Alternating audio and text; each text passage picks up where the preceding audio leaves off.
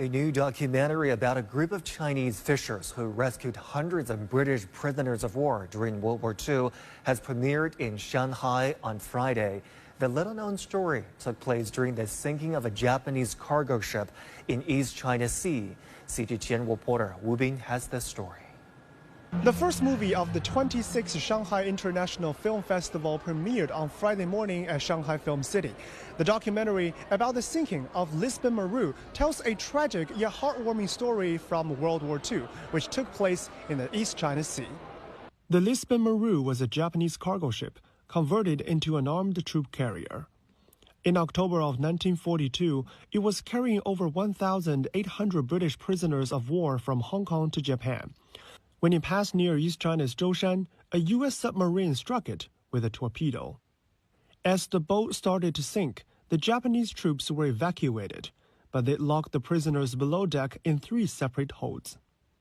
Over 250 Chinese fishermen from a nearby island in East China's Zhejiang province saved more than 380 British prisoners, despite coming under fire from Japanese soldiers. Denise Wynne's father had never shared the story with his daughter until the director of the film contacted them. Along with other descendants of the British prisoners, she traveled all the way to Shanghai and joined the premiere alongside descendants of the Chinese fishermen. I just think it's an amazing film, and it should be shared all over the world and hopefully promote peace, because that was just a terrible thing to happen. It should never happen again. The historian advising the makers of the film, also the author of The Sinking of Lisbon Maru, says one of the biggest challenges was getting the facts right, given most witnesses have passed away.